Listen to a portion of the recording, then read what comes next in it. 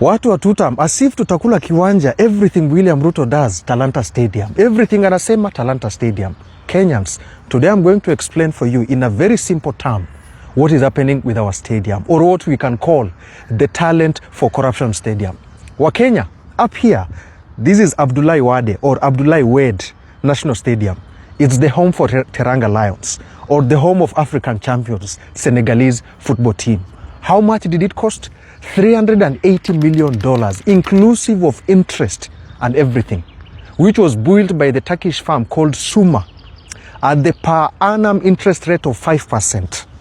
Ours, I can fully clarify what the MP for Kiharu Ndidi Nyoro said, that Talanta Stadium will cost a whooping 115 billion Kenya shillings. Kenyans, Abdullahi Wade Stadium is a 50,000-seater stadium.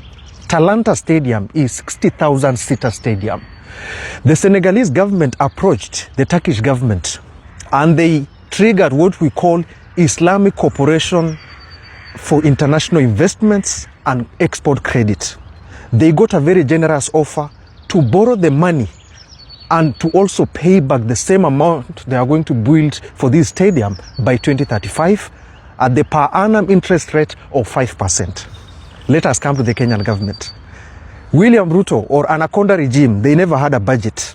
So they floated what we call infrastructure bond in the Nairobi Stock Exchange to the private investors, namely the County Pension Fund, Kenya Commercial Bank, that is Tier 1, without forgetting the national insurance companies. We were not able to access the listing of these people who bought the shares from the bond we call infrastructure bond because they adopt what we call restrictive market listing. Hawatoi majina ya watu.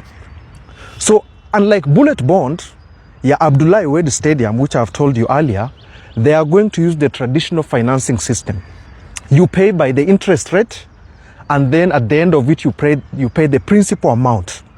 But this one for Kenya is what we call infrastructure asset backed security, IABS. So this is how it works. First of all, the Kenyan government has already raised the 47 billion. This money, once it has been raised, will be given to Chinese Road Bridge Corporation, that is CRBC, which is the contractor, and Kenya Defence Force at the rate of 3.8 billion Kenya shillings twice a year.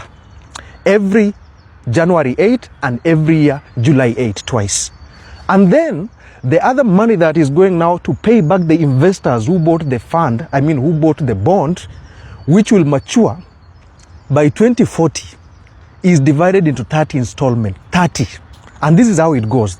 The money for Talanta Stadium will be generated from betting, that is sports betting, and national lottery, and what we call sins tax. Wale watu wanavuta sigara, pombe, vinywaji, wines and spirit.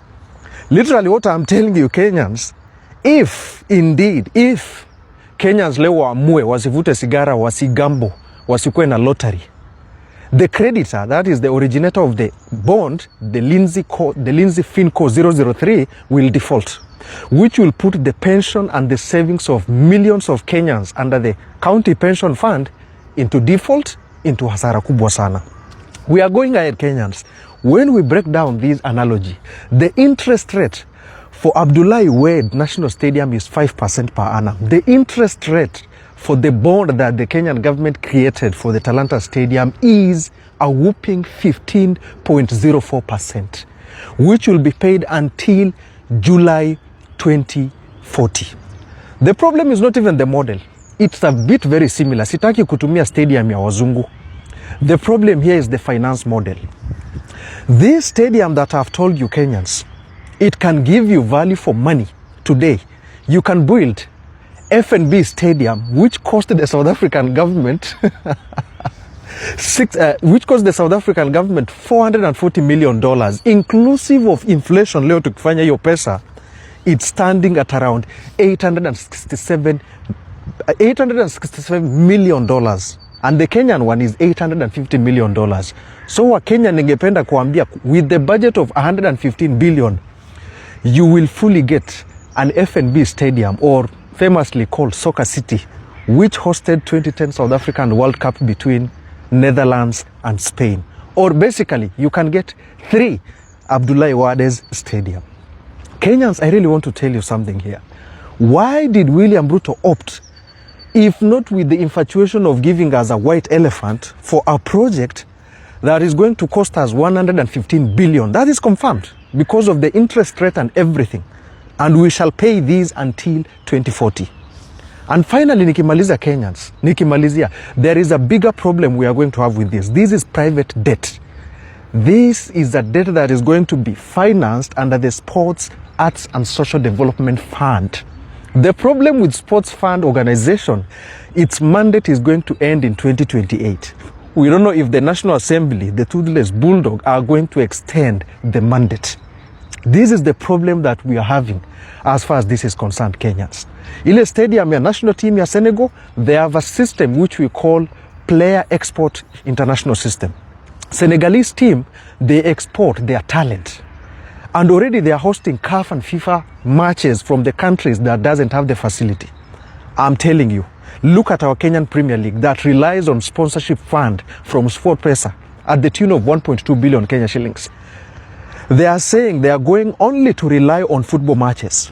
I don't know where we are going to generate the money to pay back this amount. While I can tell you, for Senegal, already the money is flowing in. So Kenyans, munafaa kuelewa hii.